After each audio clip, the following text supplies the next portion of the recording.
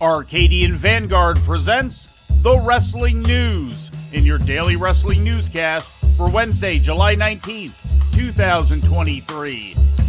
Good morning, I'm Mike Sempervive. We begin today with NXT, which aired last night on the USA Network, live from the WWE Performance Center in Orlando, Florida. In the main event, Dominic Mysterio became the new NXT North American Champion, defeating Wes Lee in 10 minutes and 31 seconds and ending Lee's championship reign at 270 days. Wes Lee overcoming the odds. Cardi, hey! What the hell? Damn it! No! No!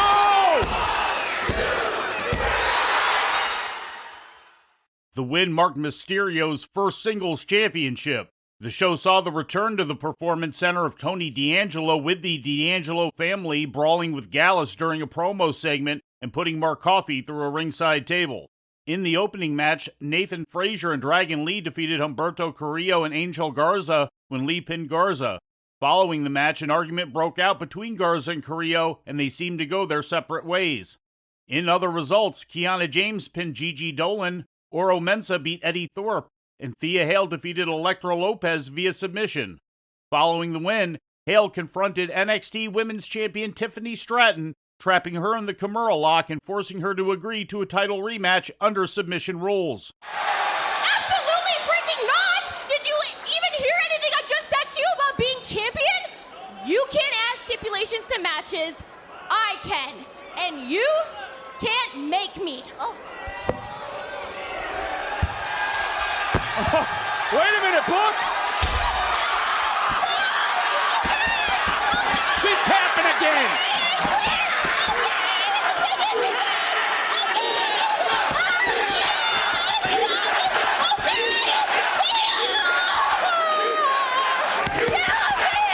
Did you hear Tiffany? She's agreed! She's agreed to the submission match! Yesterday marked day 3 of the 33rd annual G1 Climax tournament, which took place in the Yamagata Sports Center in Sakata, Japan.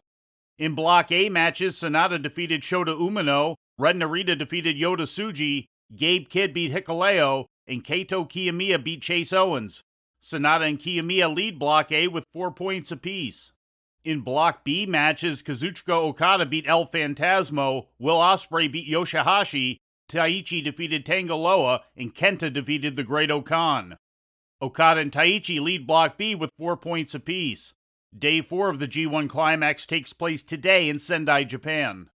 In ratings news, WWE Monday Night Raw drew an average audience of 1.855 million viewers to the USA Network on Monday, according to WrestleNomics. That's up 2% from the 1.809 million that tuned in last week. In the hourly breakdown, Hour 1 drew 1.881 million viewers, which grew slightly to 1.939 million for Hour 2, then dropped to 1.744 million for the final hour. The rating in the key 18 to 49-year-old demographic was 0.57, translating to 742,000 viewers, an increase of 15,000 viewers on average from last week's 0.56 key demo rating. The Battle of the Belt 7 special, which aired directly after Collision on TNT, saw a drop of 55,000 viewers, with an average audience of 524,000 tuning in, according to WrestleNomics. That audience figures an increase of more than 25% from the 415,000 that tuned in for the previous Battle of the Belt special back in April. The rating in the key demographic was 0.15, representing 196,000 viewers. This was the third highest audience out of the 7 Battle of the Belt specials so far, behind only the first 2 editions. The broadcast experienced a loss of signal due to weather disturbance, which caused the audience to dip from 560,000 at the time of the signal loss to 467,000 after the signal was restored.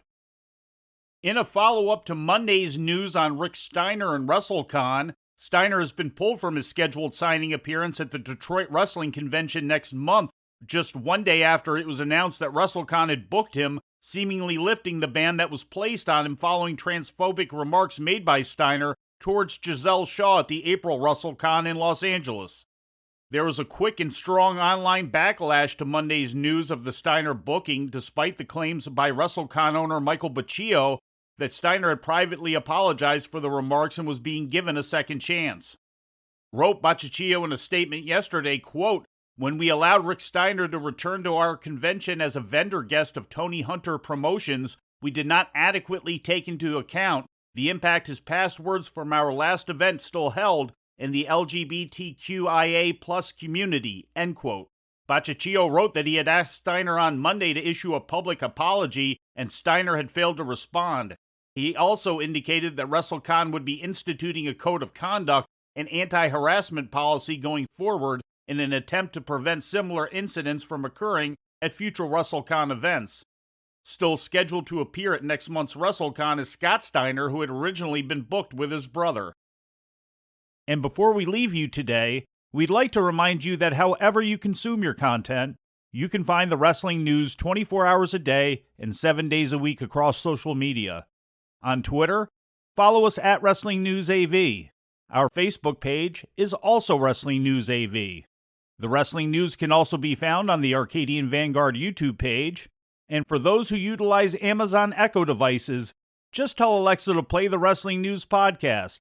And remember to make sure you add podcast at the end. Once again, for daily updates, breaking news, and more, follow the Wrestling News across social media. And that's the news for today. If anything happens, we will be here to tell you about it. No clickbait, no paywall, just the Wrestling News. The Wrestling News is a division of Arcadian Vanguard, and the Wrestling Newscast is a production of the Arcadian Vanguard Podcast Network.